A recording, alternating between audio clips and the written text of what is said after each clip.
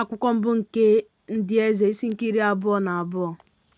Ha wee nọdụ afọ 3 agha dị n'etiti Siria na Izrel ruo n'afọ nke 3 na Jehoshafat bụ eze Juda rịdakwuru eze Izrel. Eze Izrel wee sị ndị ohu ya, unu maara na ọ bụ anyị nwe Ramọt Gilead, ma anyị onwe anyị na-agba nkịtị ghara ịnapụta ya n'aka eze Siria. Ọ sị Jehoshafat, ị ga-esoro m jee agha na Ramọt Gilead? Jehoshafat wee sị eze Izrel, dịka m dị otu a ka ị dị, dịka ndị m dị otu a ka ndị gị dị, dịka ịnyịnya m dị otu a ka ịnyịnya gị dị. Jehoshafat wee sị eze Izrel, biko buru ụzọ jụọ ese okwu Jehova. Eze Izrel wee chịkọta ndị amụma ha ka nnụnụ ndị ikom, ọ sị ha, m ga-eji megide Ramọt Gilead ibu agha, maọbụ m ga-ahapụ?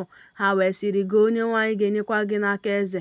Jehoshafat wee sị, ọ dị onye amụma Jehova nọ n'ebe a tinyere ndị a, ka anyị wee jụọ ase n'aka ya. Eze Izrel wee sị Jehoshafat, otu nwoke ọzọ dịkwa iji Jehova ese n'aka ya, bụ Maịkaya nwa Imla, ma mụ onwe m kpọrọ ya asị, n'ihi na ọ dịghị ebu amụma ezi ihe banyere m, kama ihe ọjọọ. Jehoshafat wee sị, ka eze ghara ikwu otu a. Eze Izrel wee kpọọ otu onye na-eje ozi sị, mee ka Maịkaya nwa Imla bịa ọsọ ọsọ. Ma eze Izrel na Jehoshafat bụ eze Juda na-anọkwasị nwoke ọbụla n'oche eze ya, yiri uwe ha n'ebe nzọcha ọka na oghere ọnụ ụzọ ámá Sameria. Ndị amụma niile na-ebukwa amụma n'ihu ha. Zedekaya nwa Kenaana wee mere onwe ya mpi igwe, si otu a ka Jehova sịrị, ndị a ka ị ga-eji sọọ Siria ruo mgbe a ga-eme ka ha gwụsịa. Ndị amụma niile na-ebukwa amụma otu a si rigoro Ramọt Gilead, ka ihe gakwara gị nke ọma. Jehova enyewekwa ya n'aka eze. Ma onye ozi ahụ nke jere ịkpọ Maịkaya gwara ya okwu sị, biko lee, okwu niile nke ndị amụma dịka otu ọnụ na-ekwuru eze ezi ihe. Biko ka okwu gị dịka okwu otu onye n'ime ha, gị kwukwa ezi ihe. Maịkaya wee sị, Jehova na-adị ndụ, n'ezie ihe Jehova ga-asị m, ka ahụ ka m ga-ekwu. O wee bịakwute eze. Eze wee sị ya, Maịkaya, anyị ga-ejeru Ramọt Gilead ibu agha? Anyị ga-ejeru Ramọt Gilead ibu agha, maọbụ anyị ga-ahapụ? Ọ sị ya, rigoo, ka ihe gakwara gị nke ọma. Jehova enyewekwa ya n'aka eze.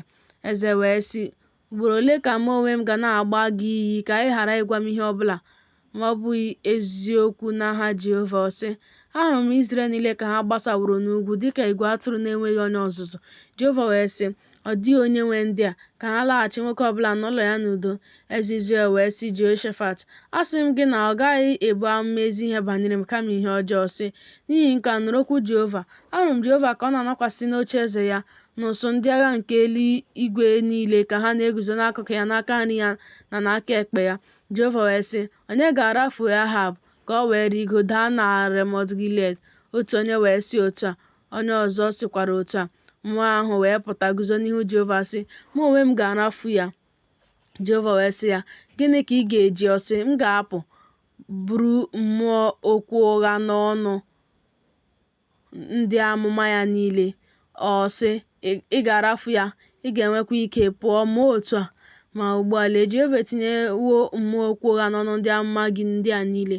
Jehova ekwuokwa ihe ọjọọ banyere gị. Zedekaya nwa Kenaana wee bịaruo nso, tie Maịkaya aka na ntị sị, olee ụzọ mmụọ Jehova siri n'ebe m nọ gabiga ịgwa ya okwu?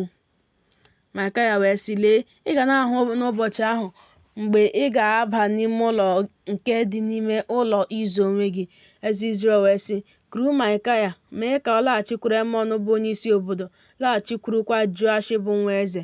Ị ga-asị ka otu a ka eze sịrị, tinye na onye a n'ụlọ mkpọrọ, mee ka o rie nri mmegbu, ṅụkwa mmiri mmegbu ruo mgbe m ga-abịa n'udo. Maịkaya wee sị, ọ bụrụ na ị laghachi ma ọlị n'udo, Jehova ekwughị okwu n'ọnụ m. Ọ sị, nụrụnụ ndị niile n'ụwa, unu niile. Eze Izrel na Jehoshafat bụ eze Juda wee rigoruo Ramọt Gilead.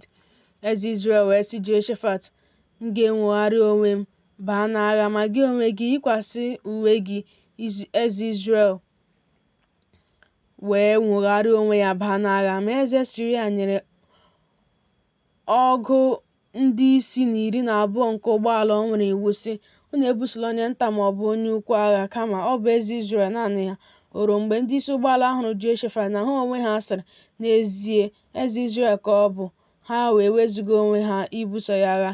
Jehoshafat wee tie mkpu. O ruo mgbe ndị isi ụgbọala hụrụ na ya onwe ya abụghị eze Izrel, ha wee si n'iso ya laghachi. Ma otu nwoke dọrọ ụta ya na-amaghị onye ọ bụ. wee gbata eze Izrel n'etiti njikọ ihe agha ya na uwe agha ya. O wee sị onye ụgbọala ya, chigharịa aka gị, mee ka m si n'ọma ụlọikwu pụọ, n'ihi na ọrịa na-arịa m. Agha wee lie elu n'ụbọchị ahụ, wee mee ka eze guzogide n'ụgbọala ya imegide Siria. O wee nwụọ n'anyasị. Ọbara ebe agbarụrụ ya ahụ wee gbapụ baa n'etiti ụgbọala ya. Iti mkpu wee gazuo n'ọma ụlọikwu mgbe anyanwụ na-adasị. Nwoke ọbụla ya laa n'obodo ya, nwoke ọbụla ya laa n'ala ya. Eze wee nwụọ. E wee bubata ya na Samaria. Ha wee lie eze na Samaria. E wee ṅachapụ ụgbọala ya n'akụkụ ọdọ mmiri Samaria.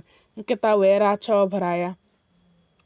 Ma ndị inyom na-akwa iko sara ahụ ha n'ebe ahụ, dịka okwu Jehova si dị nke o kwuru. Ma okwu Ehab niile nke fọdụrụ na ihe niile o mere na ụlọ ọdụ nke o wuru na obodo niile nke o wuru, edeghị ihe ahụ n'akwụkwọ ihe e mere n'ụbọchị nke ndị eze Izrel. Ehab wee so nna ya ha dina n'ọnwụ. Ahazaya bụ nwa ya wee bụrụ eze n'ọnọdụ ya. Jehoshafat nwa Asa malitere ịbụ eze Juda n'afọ nke anọ nke Ahab bụ eze Izrel. Jehoshafat gbara ọgụ afọ na 15 mgbe ọ malitere ịbụ eze. O wee bụrụ eze ọgụ afọ na 5 na Jerusalem. Aha nne ya bụ Azuba nwa nwaanyị Shihi. O jere ije n'ụzọ Asa bụ nna ya. O sighị n'ime ya wezuga onwe ya n'ime ihe ziri ezi n'anya Jehova, naanị na-ewezuga ya ebe dị elu. Ndị Izrel nọ na-achụ àjà na-esurekwa ihe nsure ọkụ na-esi isi ụtọ n'ebe dị elu niile. Jehoshafat mekwara ya ka ya na eze Izrel dị n'udo.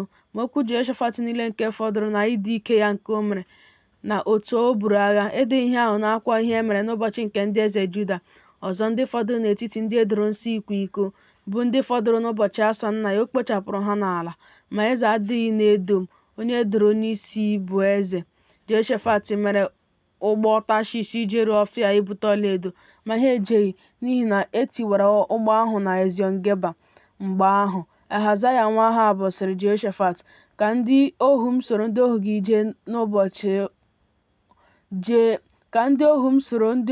jee n'ụgbọ gị. Ma Jehoshafat ekweghị. Jehoshafat wee so nna ya ha dina n'ọnwụ, lie ya n'ebe liri nna ya ha n'obodo Devid nna ya. Jehoram nwa ya wee bụrụ eze n'ọnọdụ ya. Ahazaya nwa Ehab malitere ịbụ eze Izrel n'ime Samaria n'afọ nke 17 nke Jehoshafat bụ eze Juda. O wee bụrụ eze Izrel afọ 2. O mee ihe jọrọ njọ n'anya Jehova, jekwa ije n'ụzọ nna ya na n'ụzọ nne ya na n'ụzọ Jeroboam nwa Nebat, nke o ji mee ka Izrel mehie. O fekwara Baal ofufe, kpọọ isiala nye ya, wee kpasuo Jehova bụ Chineke Izrel iwe, dịka ihe niile si dị nke nna ya mere.